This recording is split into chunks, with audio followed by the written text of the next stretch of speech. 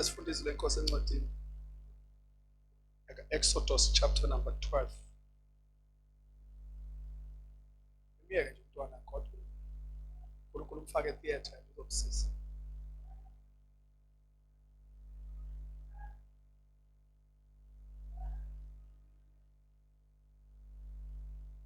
Greetings to you, Mathandekayo, all of you. Thank you so much. I can see you, your wonderful faces, Mathandekayo, the important call.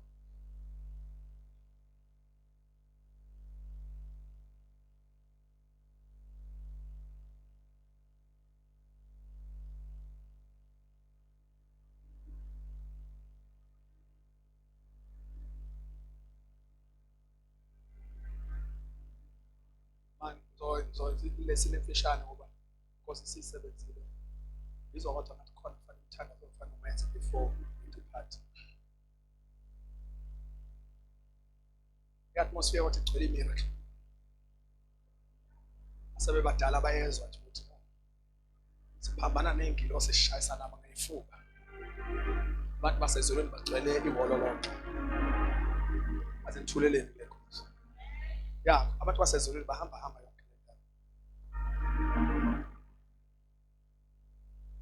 My God. That's why in my spirit gcwele indumiso angivele ngidumise nje kuphela ngiziphume ngihambe konke. Come on, chapter number 12, verses number 7.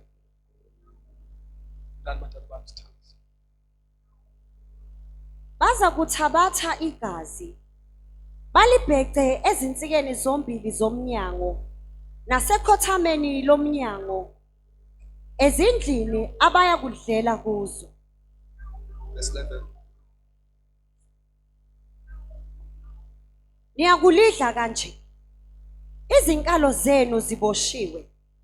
Izicathulo zenu zisezinyaweni zenu. Nezindondolo zenu zisezandleni zenu. Niyakulidla ngokusheshsha. Kuyiphasika likaJehova. This is number 30.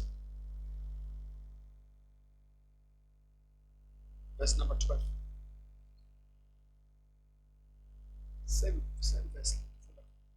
Ngokuba ngiyakudabula izwe laseGibhithe ngalobo busuku. Ngibulale onke amazibulo ezweni laseGibhithe. Abantu nezinkomo ngenze izahlulelo kuzo zonke izithixo zaseGibhithe. NginguJehova. That is signature. That is signature. I am the Lord. For I will pass through. Somebody said I will pass through the other land of Egypt on that night, and I will strike all the firstborn in the land of Egypt, both men and beasts, and against all the gods. Oh my God.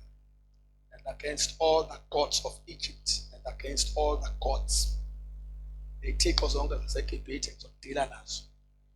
against all the gods of Egypt. I will execute judgment. Then the good Bible says, I am the Lord. That is signature. Verses number, the following verse. Igazi liyakuba luphawu lwenu ezindlini lapho nikhona. Nanxa ngibona igazi ngiyakudlula kini.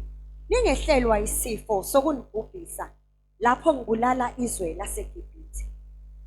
Somebody say amen. Now the blood. Somebody say the blood. Say it again, the blood. In the Bible, now the blood shall be a sign for you on the houses where you are. And when I see the blood, somebody say, when I see the blood.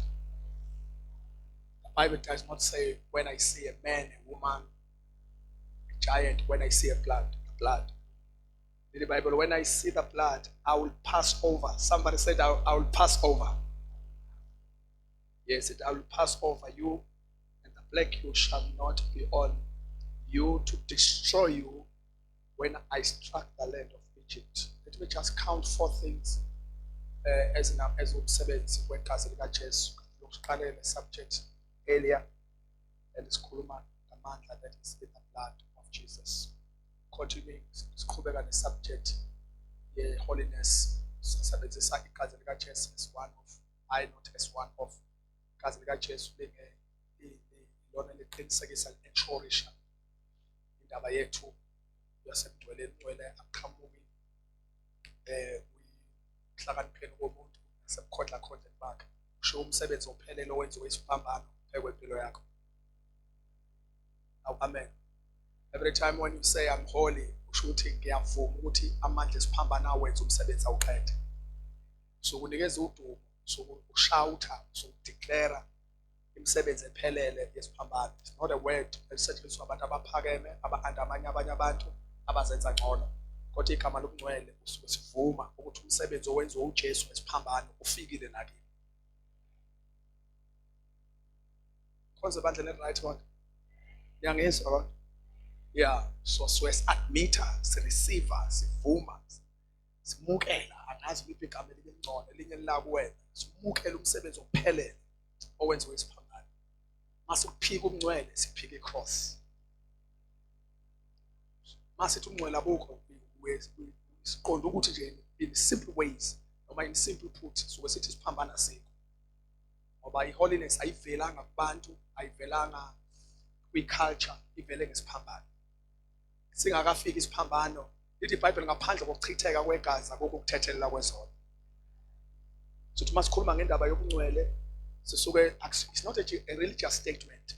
Akulona izwi elikhulunywa abasonto abathile abakhonza ebandleni elithile ngazi engathi njani no kodwa ilanguage lozoyifica kubantu abahlanganile namandla esiphambano.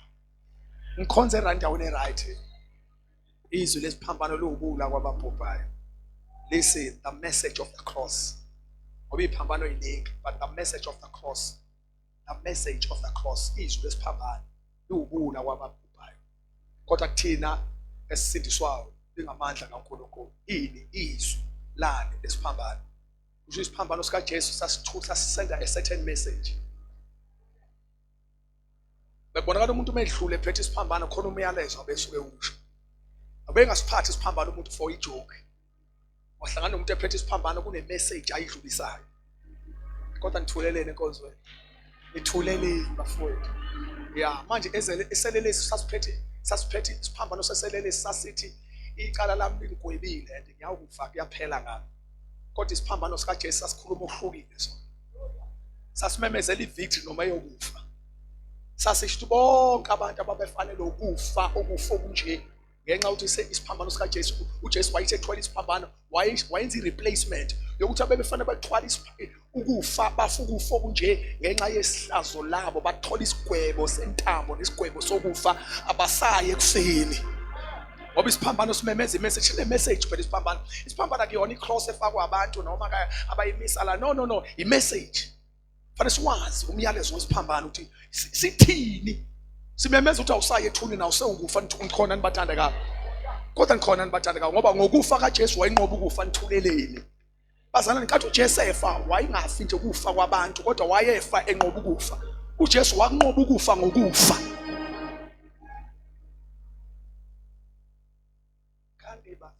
Hallelujah. Hallelujah. uJesu mayefa wayenzani bathandekayo wayinqoba nkathi ukufa kusenamandla ngenxa ukuthi uJesu wafa. Lithi ngikhona nibathandekayo. Lithi munye wafayo ngakho bonke abanye ke sebafa. Angithi bathandekayo. Uthi ke nikhona nibathandekayo. Lithi safa kanye noKristu nikhona nibazalwane. Saphinda savuswa kanye naye nikhona nibathandekayo. Enkathi uJesu efa wayinqoba ukufa kithi. Wena ngeke usafa ngoba wafa. Suganga nje mawuthi uyafa sewafa yena. Ikhona nibathandekayo. Oh wow, come on church. Ngikhona nila ngikhona kodwa. Angisho ukufa lokho literal death, angisho lento okuphuma emzimbeni. Ngisho na eternal death. Ngisho isigwebo, ngisho ukuhlukana noNkulunkulu. Lokuhlobo lokufa engikhuluma ngala, ngisho lokhu ukuhlukana noNkulunkulu. Come on Zion. Amen. Nikhona nibathandekayo. Ngisho lokhu ukuhlukana noNkulunkulu ngoba lana igama lokufa kusho ukuba absent somewhere. In literally physical death, it means I'm absent from the world, I'm absent from my family, I'm absent from my people, but I'm present kuNkulunkulu. Makufa umzalwane osindisiwe ngoba igama death lisho nje ukufa enye into eliyenzayo ukwenza ube absent somewhere, musuba present somewhere. Manje mawufa enyameni usukuba absent kubantu, mawufa kodwa ungena Jesu usukuba absent kubantu, uba present ekufeni kwaphakade. Ngoba akekho umuntu ongekho somewhere. Manje ke lalani ke bathandeka, mawufa ususindisiwe. uJesu wasenza istatement nje usaba clear. Mawufa usisindisiwe, leli iBhayibheli okholwa yimi kodwa kangcono khona la ngikhonza khona. Uthi okholwa yimi nithuleleni kodwa bafowethu. Uthi okholwa yimi noma enjani bathandeka nomefa kodwa uzokwenza njani bathandeka uzophila. Kusho ukuthi uzophuma kubantu kodwa afike khona bathandeka uzobe nyamalala kubantu abe present uNkulunkulu forever. Lolu kufa engikhuluma ngakho ukuthi uJesu wanqoba ngisho leyo kuba absent kuNkulunkulu. Uthothi nje nehlukene noNkulunkulu. There are 3 levels of death. One, there is physical death. Ngithuleleni bathandeka. Yeah, physical death. La umuntu khona ephuma emzimbeni enyamala lemhlabeni. The second death is, we call it the spiritual death. The spiritual death ingalesikhathi uphila umuntu ehlukene noNkulunkulu esemhlabeni. Unegama lokuthi uyaphila kanti ufile. Spiritual death is when you feel kodwa uphila usemall kodwa ezulwini kuthiwa uphi Adam kodwa ubukhona somewhere. Izulu liqinga lingakutholi kodwa utholakala emall, utholakala kubangani, utholakala ehlotsheni, utholakala ekhaya, utholakala esontweni. Kuyenzeka nomuntu atholakala esontweni kodwa acingwe ezulwini kuthiwa kuphi kwi-register yesonto khona kodwa emazulwini akaziwa. Lo hlobo lokufa ke ludalwa isono. Isono senza umuntu afe kodwa aphile. I feel like I'm going to preach like I'm dying tomorrow. Nikhona nibathandekayo. Isono senza umuntu afe kodwa aphile. Kubonakala khona kodwa isono sikwenza ube absent kuNkulunkulu. Izulu liqinge. Funa labo abalahlekile. uJesu akufuna kanjani ukhona ingoba usavele eNkulunkulwini, uyavela ekhaya, uyavela ebhizinisini, uyavela ehlotsheni kodwa mawuqingwa kubo kaNkulunkulu awutholakali. uAdam mhla edla isono into eyenzeka waba seEdeni wangabe besibikhe eNkulunkulwini. Njengoba ethi uNkulunkulu Adam ukuphi nje, God is not so foolish ukuthi wayingabuza umuntu embona. No, lalela, wayimazi uAdam somewhere. Umbuzo ukuthi ukuphi usho kwi-position yobuNkulunkulu. Wayembuza ebuNkulunkulwini hayi eEdeni, wayembuza ebuNkulunkulwini. Adam ukuphi ebuNkulunkulwini? Ngiyazi ukuthi khona somewhere but I don't see you. Because you are no longer in Christ. Ngithuleleni bathandeka. Mangithi ngibheke kuKristu angisakutholi. Nishumayela last week like ngathi bathandeka umuntu uNkulunkulu umuntu umbuka kuKristu. iTV kaNkulunkulu uKristu. Uma ungaveli ku screen, ungaveli kuKristu, ezulwini kuthiwa awukho.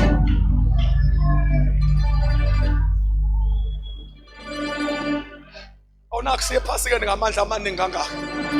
Awunakusiye phasikeni ngomlilo bo. Ngathi inkosi iqondeni kanti kulonyaka nithuleleni bathandeka. That is a spiritual death. Spiritual death is when you present but you feel ezulwini. No, ukhona. Bethi inyama where you can do all things. You wake up in the morning, you go every way. Awuthi sase ngokuncoma umuhle yonke ithi right, uyaqama usha zonke inhlobo, ushaya iphumuliya, ushaya amakata, faka amasuda akahle acobezela yonke into, ukick and boboza, half and boboza. But that is when kodwa ezulwini mawucheckwa awubonakali.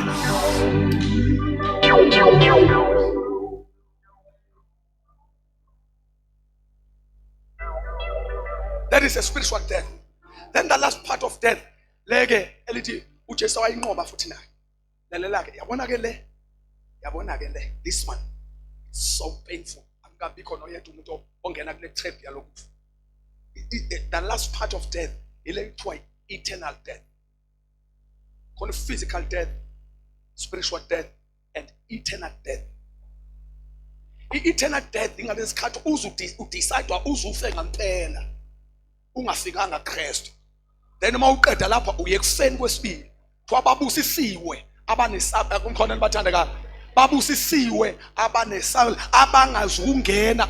Lithi babusisiwe abanesabele ekuvukeni kokuqala. Mase lithi iBhayibheli okufa kwesibili akusenamandla kubo. Lokufa kwesibili akusho uphinde ushawe ngepiki manje. Ukuqala kwa physical lokho kunepiki nako njalo. Yeah, ukuqala kokuthenga ulibhokisi nalokho okukhaviwe kwano ibali bancisha ngasho amagama athi ngicisha ngapromote. Lokho okukhaviwe kwabantu bani wakhava kwabantu bani. Physical death lo mkhavile wena. lalela u-eternal death ukhava uKristu engene kuwe. Enkathi my God, hallelujah. Ingakho okholwa mina, okholwa yimi nomefa uzophila.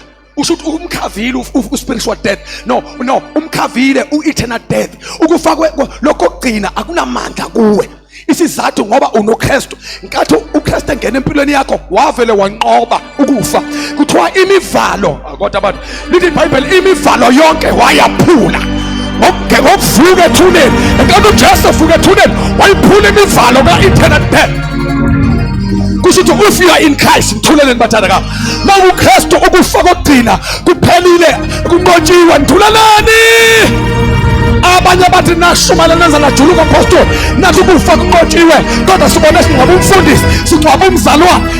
Akuthi ukufa akasasikhuluma ngalo. Wayengekho eklasini mshashumayela dakhona. Sasingachaza u-physical death. Ku-physical death ngenzeka siye sonke noma abanye bethu baye, kodwa iqiniso u-eternal death la singayikhona. Uma siqeda ukufa siyaphila ngophakathi. Okholwa indodana noma mthuleleni bathandeka, okholwa indodana unokuphila okunjani? Okholwa indodana unani okunjani?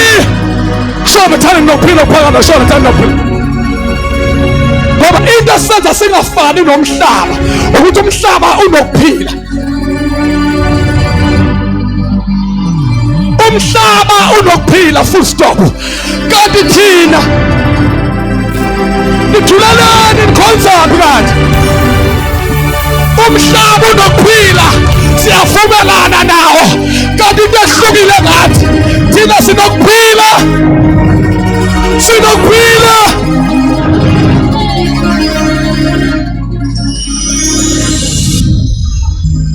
Indodana unokuphila okuphakathi akasayi ekufeni ungenile ekuphileni akasayi nokubhujiswa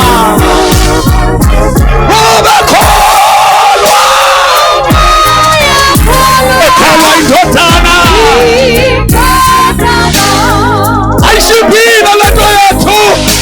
Jonathan sinokuphila phakade. Jonathan sinokuphila phakade.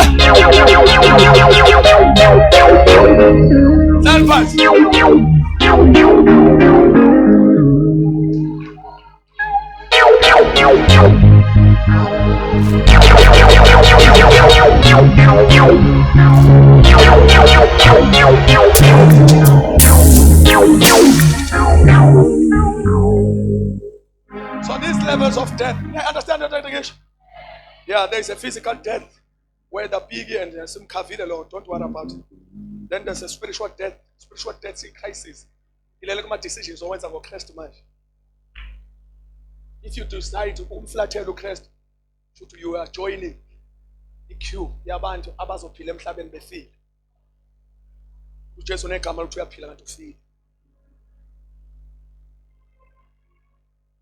Nani nanifile?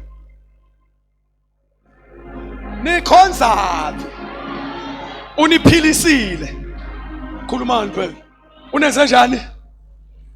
Nani nanjani enanifile ngenxa yephambeko izono bracket. Bese thi ngomusa nisindisiwe. Usho ukuthi isalvation ifika ivuse lo muntu wangaphakathi ka spiritual man. Then the second death. Then the last part of death is this thing we called eternal death. That one is dangerous more than your enemy. Even a lion is safeguard. Even a dangerous snake in your house is one on eternal death. Eternal death is destination. Yabo bonke abantu abadecide ukuphila emhlabeni uKristu bengamthola. Navigator yakho izomzithi you have arrived.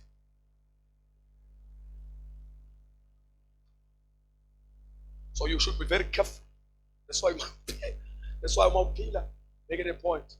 So uJesu ke uJesu ke unqobile ukufa. So igazi likaJesu elinye ke lezinto ezinkulu elisenzile ukuba isilukusise. But khona le part engifuna ukuyithatha ke namhlanje angifuna ukungena ku temptation. Number 1, we see here igazi likaJesu lisebenza as a divine protection.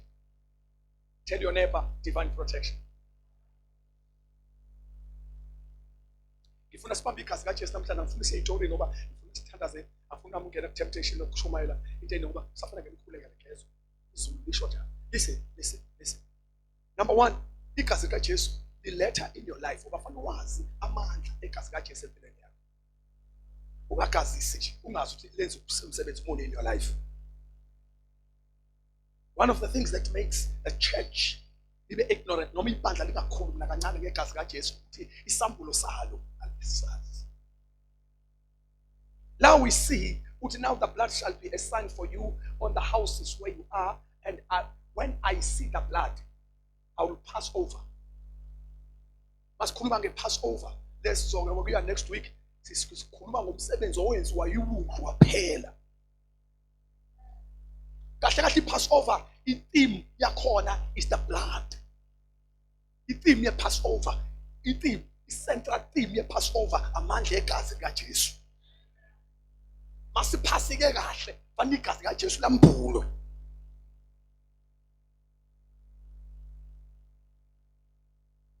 Uthi ke let it come to Passover. Bazalwane bami, that's why ngalimali. That's why asisebenzise kakhulu ilanguage yama-Easter. Ingizwa ngomoya sekuphuma nama-advent abayingcwele zenkosi nabazalwane namabakhe. Angishoko lutho ngama-Easter, angisho thina amadimoni, please. Angifuni ukuthi uthathe into engisho la and go and attack other people. Ngithe kodwa ke kuba wise kancane ungasebenzisela ama-Easter. Sesiwasebenzisile bazalwane, please ngicela sibe safe. Ngicela nawe ufeel okay. Listen, kuba wise kancane kuba ngconywana ungasebenzisi igama lama-Easter, usebenzisa igama lika-Passover. Ngoba leya feast kwangeyona i-feast yama-Easter le, kwakuyi-feast ye-Passover.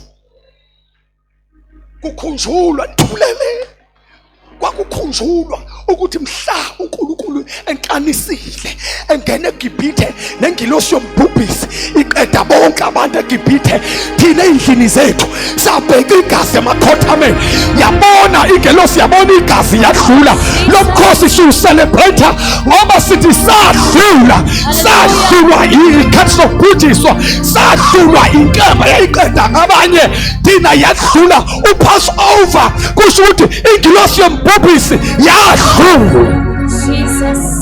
Wayesathi uNkulunkulu nenze kanjena, manifika ezweni niyakulo nugubhe lo mkhosi. Nikhumbule ukuthi nganikhipha ngesandla esinamandla eGibhithe. I-concept yokukhumbula le ukuthi kukhona wahlatshwa, kukhona ikudla lahlatshwa, kwase kuthi ngegazi lalo. Hallelujah.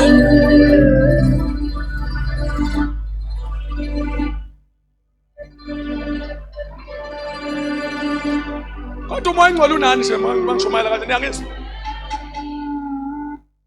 That's why we use the word Passover more than Easter. Ya kulungile masiyiteketisa, kulungile wonke umuntu unayo nickname. Masithi Good Friday kulungile. Ngoba ulohlano olukhulu kodwa kulungile. Kodwa nanga umnikazi wakhona uPassover. But friend, leli gama lithi Phasika. Abantu abayiningi bayicheche enye into uPassover lo. Angithi thina singamaZulu. Thina sanqana nje ukuthi Passover siyayiyeka lento sithi Phasika. Kahle kahle umkhosi wePassover. Umkhosi kanti nithini niphasika? Njengoba kuthiwa phasika nje sasuka sahlulwa uPassover, sakhona sayenze yasimple lento sathi yekani lezinto zoPassover nokusiqamula ukuthi ziqamululu. Iphasika lento yephasika sishona yanto ukuthi ingilosi yombhubhisi yafika yabona indlela ewudlu libhekiwe ngaphandle amakhothameni yadlula. Somebody say wadlula. Jesus. Igazi likaJesu lenza izimo eziza kuwe zizokuqeda zedlule. Jesus. Noma ngavuka maphakathi babona igazi. Hallelujah. Noma ngagena into eqeda abanye bayibona igazi. Somebody say pass over. I will pass over you. But when I see the blood, I will pass over. Angisukuba.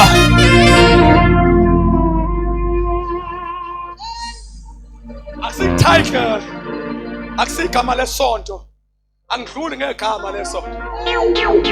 Engakhe ngashongo nje mangibona igama of South Africa in the land of Egypt by the land of Chikama ngagcwala iparagraph yonke lishiwo uthi angidluliswa igama. Angidluliswa ititle. Ngithuleleni bathandeka. Uthi mangibona igazi ngithuleleni bathandeka. Uthi mangibona igazi ngiyadlula. Kipokopande hasina. Masike sadla amandla egazi likaJesu sizokwazi ukuthi ayikho iqalekiso sifika phezulu. Iqalekiso futhi ibamba abanye bayifika wena. Sibona igazi. Iqalekiso mayibamba abanye sibona wena. Sibona igazi. Uyabona njengoba kushumayela nje ngeke iqalekiso siyophinde sikubambe. Namhlanje kuzointroduce amandla egazi. Hallelujah. Introduce amandla egazi. Somebody say power of the blood. Power of the blood.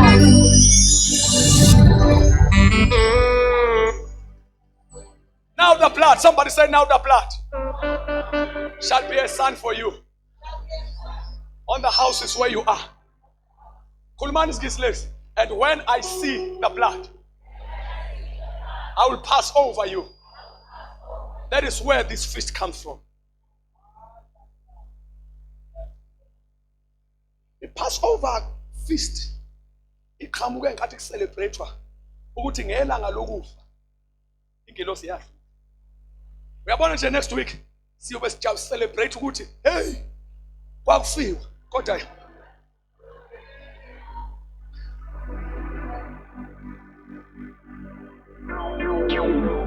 lalela ke insika la nesenta la is the blood.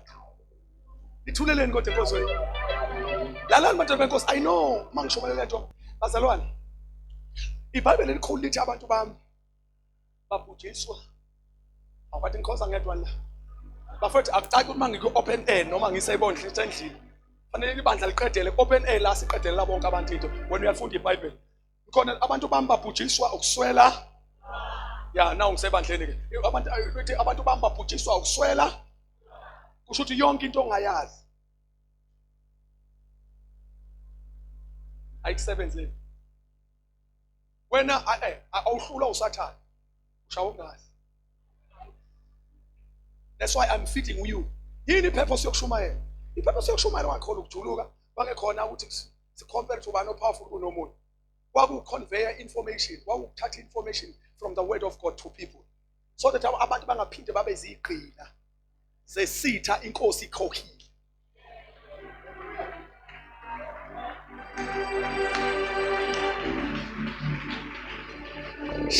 Uyabona kube beseni badala bengizothi noZipho kube beseni badala bengizothi kini la asishumayeleli la yabona asizoshumayela ukufika into kuwe sizoshumayela into ukuthi imbulo ngoba uhleli nayo senibadala kanti manje uamen kanje lalela into akaNkulunkulu ayifiki kuwe ziyembulo ngoba ngelanga uJesu afika efika empilweni yakho wafika na yonke into.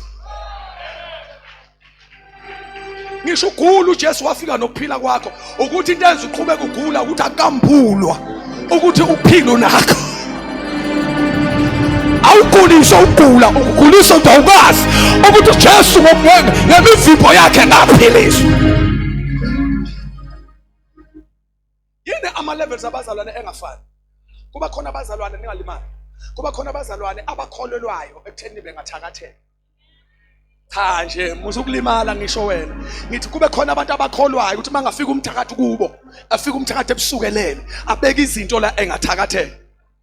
Mase kuba khona abanye abathi noma engafika baba bawu10, futhi mabefika bawu10 aka order nabanye abaqhamuka kwamanye ama countries. Kuhlangane iqembu nethimba labathakathi beze kwami abakhohlwe kodwa ngithuleleni bathandeka.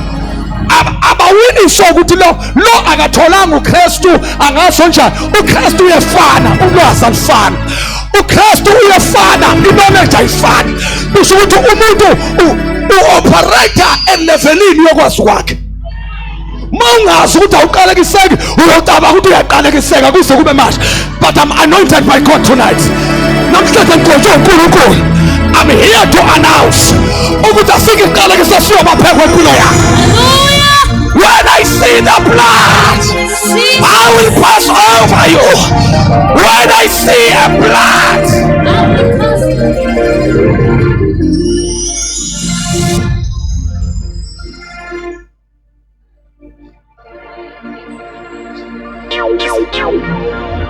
listen, the purpose of us preaching here, teaching here, ukuba unfold information. Usathana kafundi. That's why ends abantu bangayi go calls. It's not about going to church. No, it's about information that you are going to get. Usathana ulwa nama results. Ingakhe kwenza uba comfortable uma ungayanga. Uthi at least I've got a buddy somewhere. Khona umhlobo wami ongunaye somewhere. Because when ngiyathanda ukuthatha ama orders. Mangithu ungaya uphi? I-question ungayi kuphi? Ngoba uma ungayi la uzothola information khona. Uyazi usathana ukuthi knowledge is power. Unithuleleni. Knowledge is what? Nithuleleni, knowledge is what? Yini indaba bathanda ka i-team ledlalayo yonke le. Siyilinde mayingekho. Yini sibalinde mabengekho ngabe thina siyaqhubeka nathi sithatha off. Sicela intombazana yethu sisi ngicela ungene ngala lapha athi kuyadlala lapha yakabekho inkosi. Sibalindelana khonto abayazi esingayazi. Because listen. Knowledge is power. Things can wait for you if you know. Everything can bow to you if you know. Listen, come on church, amen. Khona izinto ezokubhawela ngoba uyazi. Kodwa mawungazi, kodwa nthuleleni bathandekayo. Mawusuka ungazi, mawusuka ungaqondi, udlala ngisho izinto namandla kunazo. But namhlanje I'm anointed.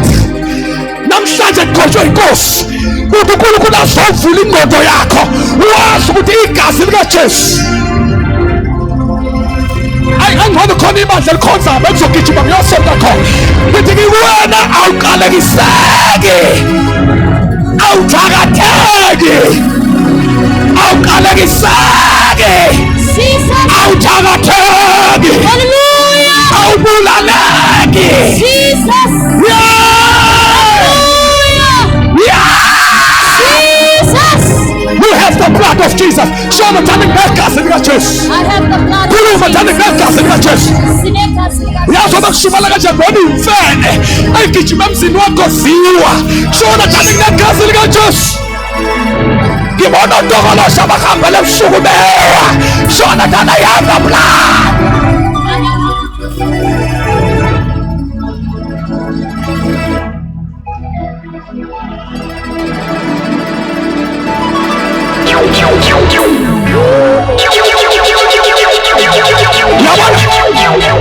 Uyabona mhlavu namhlanje sishaya imfene kumnikazi wakhe. Shaya imfene uyoyigibele namhlanje. Simshayo oyigibele sishaya isilwana asigibele. Kama umbonewa uwisa ukuthi sishaya into ayigibele.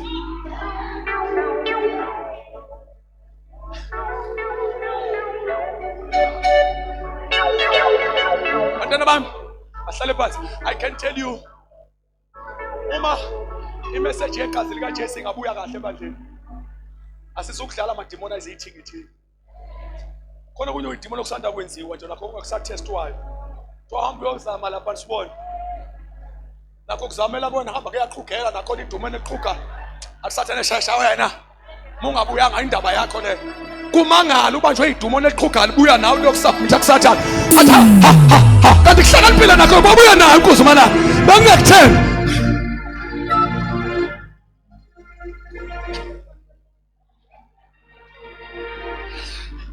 Usathane fana shintsha ama rank towards you. Athothi winsimbi isiqomqomo into engathenzeki lutho mntanami. Alethi idemona lisithingithingi abuye athi bawuvela ngazo ngeke ubuye naye. Alethi rank engenhla abuye ithi nayo ayikunzima baba. Athi lalela azalethe the last captain of demons abakusuka wena uye khona naye abuye give up. Athi usathane into ukuthi niyathithisa sekusukuma mina uqobo lwami athi uyafika naye power. Jesus. When I see a blood, somebody say hallelujah. Hallelujah. Somebody say yeah. When I see the blood, I will pass over. Everything that comes to you Somebody say Passover.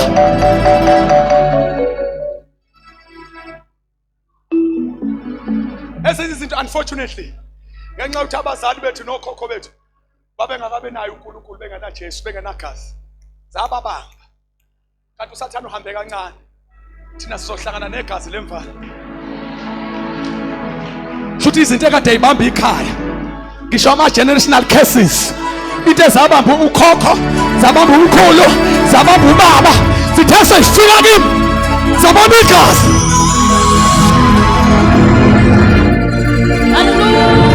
Ngoba lalela igazi lika Jesu lezi izinto ayisela amadimoni senze njani kuwe? Somebody say Passover. Passover. Somebody say Passover. Passover.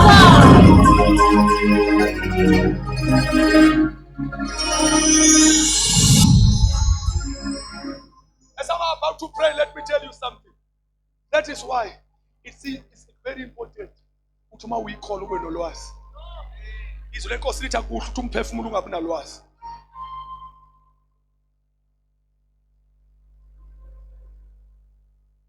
Anwazi ukuthi nopha. Wawabeza abantu ababelapha endlini bememeza bethi, "Hey! Wangelose! Ungangena njalo ngapha cha, wakhuluma igazi." Mayithi inhla ibona igazi ithi, akudlalwa la. Yangena endlini yayibona inhle. Kodwa ingena igazi. Nakhona in the midnight part nobusuku kulala abantu belele laba abanye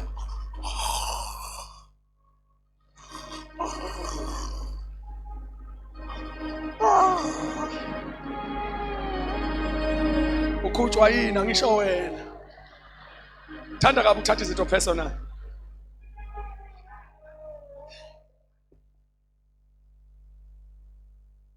Khona balele khona bakhalayo lithi umsindo eGibhithe wezwakala older eGibhithe lonke bathi baphuma bayisipayeni zonke inkomo ezalwe eqala bathi baye emvini ngisho inkulu yonke into nayo into ebuhlungu ile ishuke ngayihla kuthiwa ngisho uNkulunkulu lethi judgment ngisho uNkulunkulu even gods koNkulunkulu base-Egypt uthi uyagijima uFaro mayebona isimanga uthi uyongena endlini yakhe yokuthakatha ufika nezithixo zakhe uyabona sewasenza qala nazo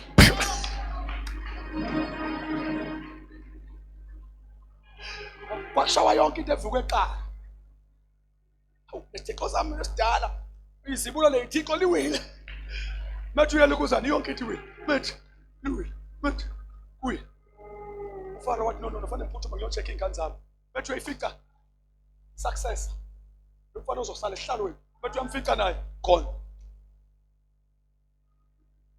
ungena enye i70 yakhe ithi master sekwenzeka inkinga endlini yini kushona umfana wami yena mo loqala Jaqada kwangena omunye umama naye indaba sekushona ingane yami iphi yona yokuqala wathi wathi uyaphuma wonke umuntu wathi ingane yami yokuqala wathi uyangabe uFaro wathi ingane yami yokuqala wathi ushona ngalawo wathi ingane yami yokuqala wathi ushona ngalawo wathi ingane yami yokuqala bathi baye eGosheni bafika ama firstborn adlala ibhola ebusuku.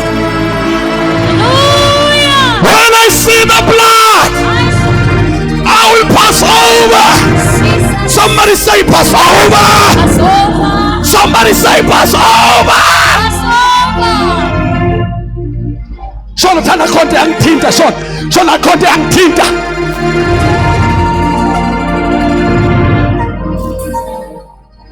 Noma beyiswa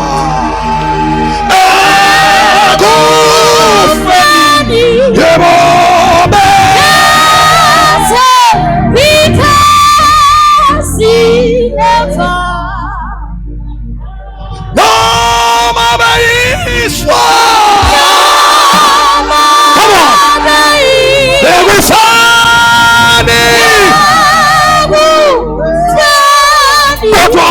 because he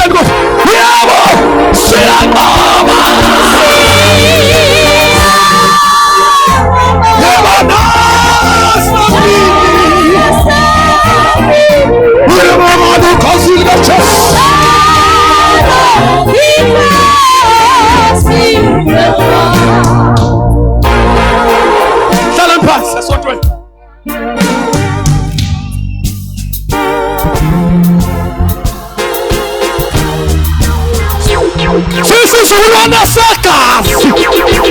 Isizukulwane segazi.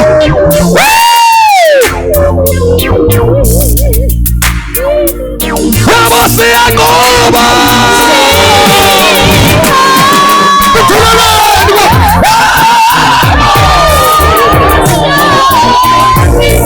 Alukhasi likaJesu. Alukhasi likaJesu.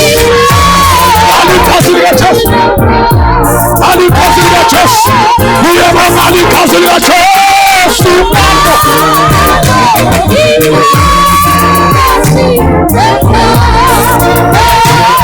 Yabona alukhasi likaJesu.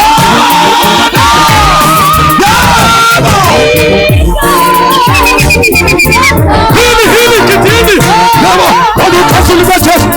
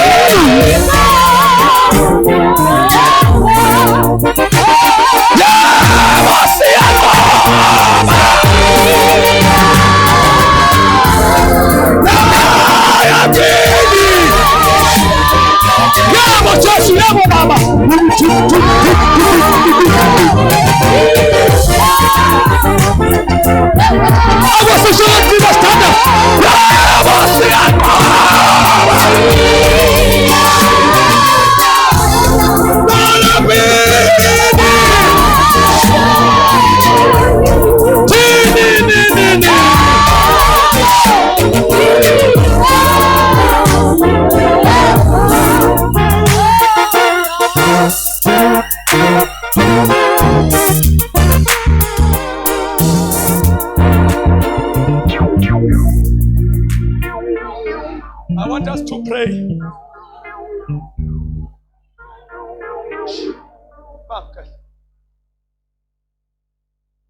There is this knowledge of what you want to do in your life.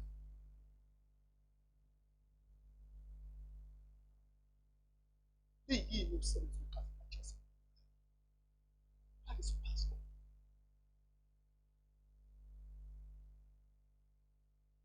What is the meaning of possible? Possible mhlanga kwabazalwane. So lohlanga sonke ndawo. Wakati bathi mhlanga. This is the feast of celebrating. Their feast is to celebrate the Passover. Unosibona sithi izinto ziyadlula. Umkhosi wabantu abazithi izinto ziyadlula. Abantu bazitshela emakhaya ukuthi shaka Passover. Inze mangenzela uma ukuthi mhlambe khola usatrapeka khona umthetho ishaka Passover. Umthetho noma yini design osathane ngempilo yami kulonyaka next year ishaka Passover.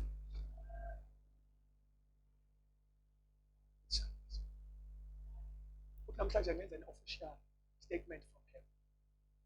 Ayikho into yophinda ingene kwakhe engaveli kuwo.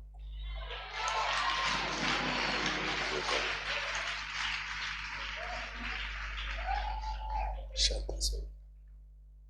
Shall pass. Chomu yothembeni lokwa. Nawe uyakusa thembeni. Uthembe igazi. Ulwandle lavalela ntulweni. Ulwandle lavalela abantwana baka-Israyeli wathethwa. Wakhala ubrother Moses. Wakhala. Wathi inkinga ngabili amaGibhithe angilandela wathi inkinga manje unolwazi olubovu phambi kwakhe. Wathi so. Wathi kushisa ukuthi uNkulunkulu wakwambona umuntu ekwazi akho ikebe ikhona la. Nemkhumba ikhona. Njengoba la ishapha abantu uNkulunkulu oh wayesambuza ukhalelani pho inkathi ukuthi ana amagibhithe nalo ulwandle wasethi uNkulunkulu kehla bethe isandleni sakhe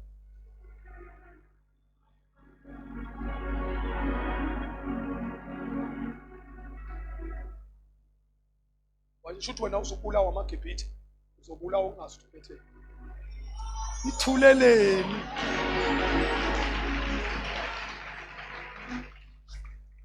uthi yazi ma ungasheshisi uyilungise lento Moses uzozufe ngempela ngoba awuqambona amanga amagibhithe enza ngempela uthi awezile ukuzodansa are here to kill the nation manje mosala kudelay ukhali inyembezi salokho please confuse ulwandle olubovu usukhohle ukuthi ubephethe wasethi yenza kanje ke khehle phambi isandla sakho sakwa left usululele phezulu ulwandle wasethi esinye sakwa right mawusulula induku yakho should stretch both of your hand ngala into what baba then what ish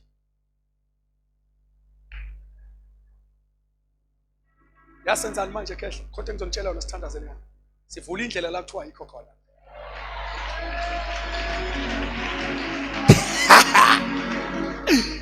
sizokhanda uhighway sokhanda uhighway khehle sokhanda ulwandle ke kulo wasethi lula induku wayiluka lula isandla siluka wayesethi uma uqeda ukwenza njalo ulwandle luzovuleka futhi akuzuvuleka nje uzovula ulwandle luvuleke right there and there lume ngapha libe udoka ngapha libe udoka uyacabanga siya la sivele sithi ngenduku la ngesandla vule kuvuleka indlela ungakhohlwa kuhamba abantu aba more than 1 million sothi nokuvuleka kwakhona kufanele ukuthi qatha kuzodlula ama million lalela angahambi efaka izandla maphakatheni ahamba ngeinqola nemfuyo nezinkomo ngoba wathi uMose masiphuma phela sihamba nemfuyo yethu nezinkomo zethu kuthi kuzodlula inkomo kudlule yonke ngoba yonke into ethinta wena akuzokusala ngisho nokodwa mhlawumbe vule kulwandle kuzodlula ngisho imfuyo yakho uthuleleni lalani isecret kuphi ngoba wonke umuntu ucelebrate abantwana baIsrael behambe ulwandle olubovu sebekhohle ukuthi iqale ngalesi sikhathi kuthiwa indlu nendlu ayithabathi iwulu manje mayibathi ulwandle libathi inhla alihloniphanga uIsrael la hlonipha iwundle endliwe yilabo mabethi inhla babona igazi lewundlu kulaba lathi ngiyamkhumbula lathi ulwandle yazi ngiyamazi lo hamba nala yilo wathi angibe khona umhlaba ungakabi bikho kuthiwa not ulwandle laxoxelana lathi bafowethu nangulo wasidala ufikile namhlanje uthini umaster wathi ngiyadlula la wathi ngifuna ukudlula la wathi qhalukane lathi ulwandle awuqala ukusithetha siqheluke wake wakusho naseqaleni uthini esagcwalisa umhlaba wonke phela wathi ulwandle liqhele livula umhlabathi owomile wathi lelazo sahlonipha Genesis siyaphinda namanje laqheluka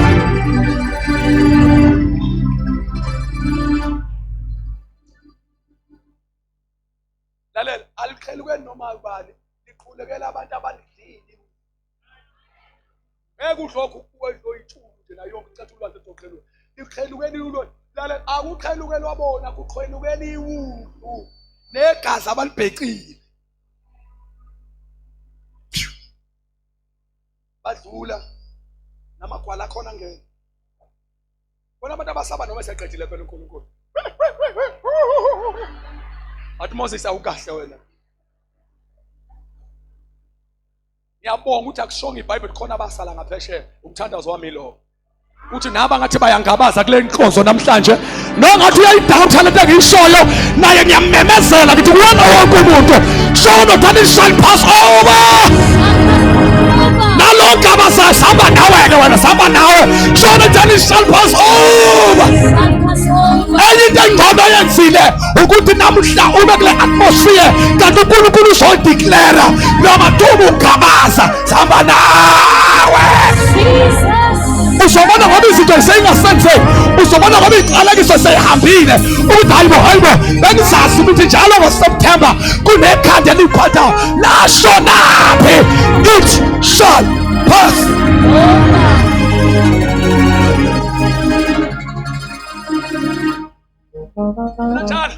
njalo base ngizobhala ama-exam nekhanda liphuma ngamehlo ngikutshela manje ungakayi kobhala ungikhumbuze mhla ubhala. It shall pass over. Uyabona unyaka we-pass over. Uthulalane.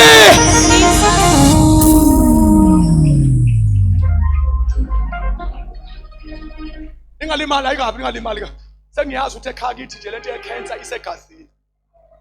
Ngoba ugogo wami kanjalo lento ihamba kanje.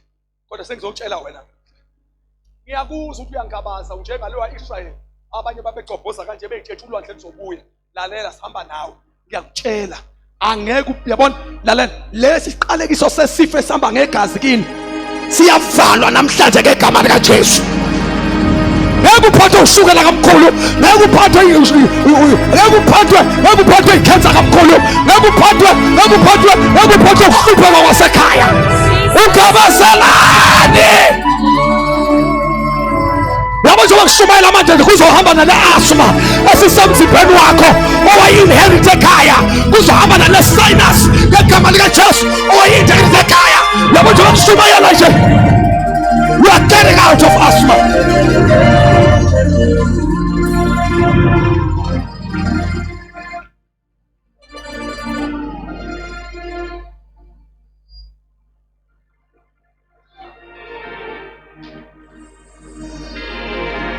Tell makhelwane shall pass over.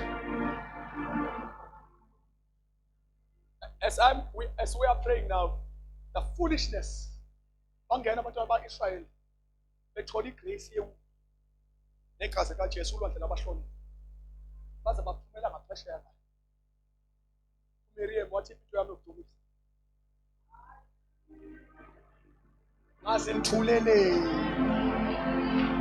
uMiriam wahlanganisa ikhwaya join me.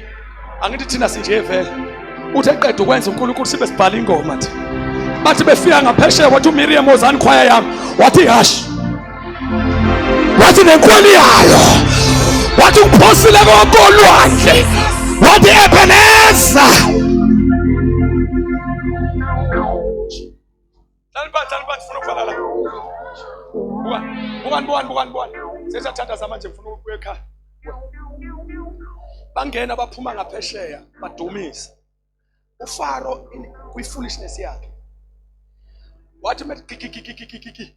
Wathi how. Ucaptain kaFaro ubula bakhe akasakwazi ukuthathisa. Wathi inhla wathi livulile ulwandle.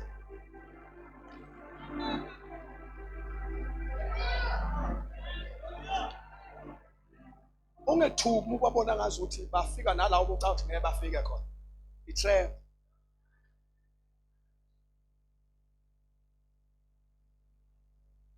Ikhehle ubishop wakakhuluma into powerful. Wathi uma ubona uNkulunkulu engaseyitheni zakho. Lalela. Usuke efuna ukuyoyinikela. Ngoba uthe ngonikela izitha zakho. Manje akakwazi ukunikela into umuntu angayiphethe. Manje uma uzonikela fanele ume ngasemnikelweni. Wazi ucabanga wena ukuthi uNkulunkulu uyabafavor kanti hayi ufuna ukuzoba letho.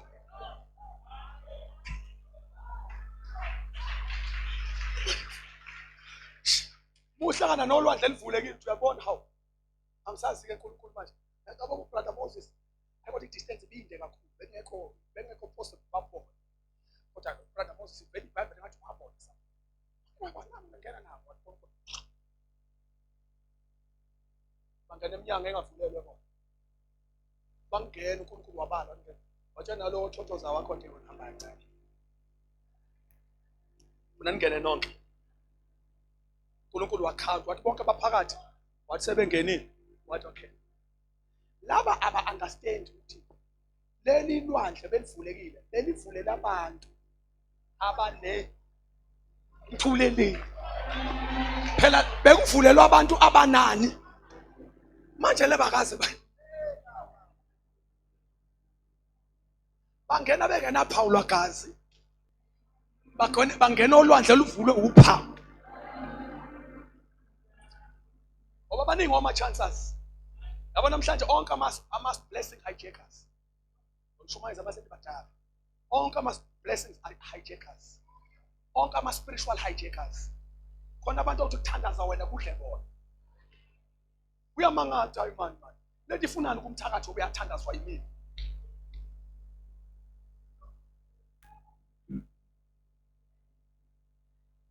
uyaxakeka niya-interview umsebenzi wakho and iphosta isigidi yabona nje uNkulunkulu uyonika wena ngqo uvele kube khona umuntu ozoya ogibela zayo kwenye country ashintshe ngisho le-South Africa aye ngaphandle eyolanda umsebenzi wakho umuntu uma eyothakatha usuke efuna ukuyo-hijack into ebhilonga kumuntu uzokufundisa nge-spiritual warfare ngelila ukuthi wena uthithiza too much into zakho zize zihlale kwabanye abantu in a wrong way. Lalela hawu wathi mphini Mahlabisi isiphi isizathu sokuthakatha uma kuthakatha kuya-interview abantu beyisoka mhlawumbe bengalali beyithela ngento beyimboza beqa umlilo yazi bacelani beqela ukuthi ngishabe kuthiwa bekukhona umnikazi wale phosi awu ipanel ayibone mina ngeke ngizofika ngibhede lapho mesiyinunu ekade ngiyibhizinisi ebusuku zingenze zingiqualify kodwa eqinisweni lo msebenzi urekodwe kumuntu othile i-most yalabo bantu suke ngabazalwane wabona kune-queue yomzalwane usathane uthi le company kuyaphakama ikhaya lakhe liyashintsha lempilo yakhe iyashintsha i-local church yakhe iyashintsha umphakathi wakhe uyashintsha iy'ntandane yizokwendliwa phuthumani bayipheka abantu bayipheka bayimboze bayigumule bagqume bagqithe bakhwife bonke abaya lapha bafike babhede anti befike kanti kushiwo nawe kodwa usathane uhambe kancane-ke namhlanje angazi noma ngishumayeza abantu abasesontweni noma ngivele ngaya nje kwi-open air angazi khuluma nobani ukuthi usathane uhambe kancane zonke izinto zakho inkosi eyidizayinele wena igazi likaJesu lizoyilanda.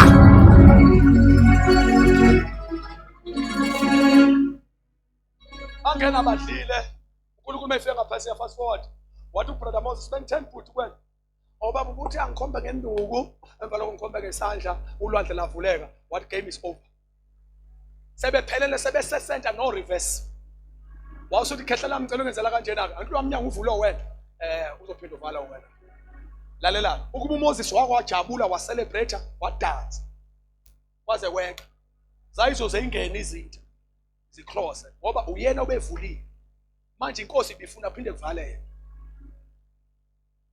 wathi kufuthi into endala yabona ke mamdilela le yabantu abadala ngicela niba ifake isifaka njalo makade uNkulunkulu ukhona into umnyango avulele wona noma ke uma ukhona into uNkulunkulu akade provide ngayo kungaba isibusiso ungajabuli uze ngathi ikhanda liphile jabula mawuqeda lapho lokha thani inkosi lento engakade ngiyifulele kona sengiyitholile sengifaka ilokha yegazi likaJesu noma liphi idemon ejwayele ukuhijack izinto uma iseyifika ezandleni zabazalwane kodwa this time ngeke lithi iBhayibheli ngiqaphele ngabikho umuntu onephuthu umqhele kusho ukuthi uyakwazi ukufaka umqhele kube khona uthatha esandleni kuwe lalela-ke namhlanje ngifuna ukuzokufundisa ukuthi igazi likaJesu liyavula mase igazi likaJesu liphinde livale igazi likaJesu liyavula mase igazi likaJesu livale nawe lithi zonke izinto osuyitholile namhlanje ngiyavala ngegama likaJesu akukho lutho kuyothinta into zakho umshado wakho umuzi wakho ingobolo yakho imthandazo yakho impumelelo yakho ayikuthintwa muntu uthembeni igazi likaJesu. Somebody say the blood. The blood of Jesus. Semenya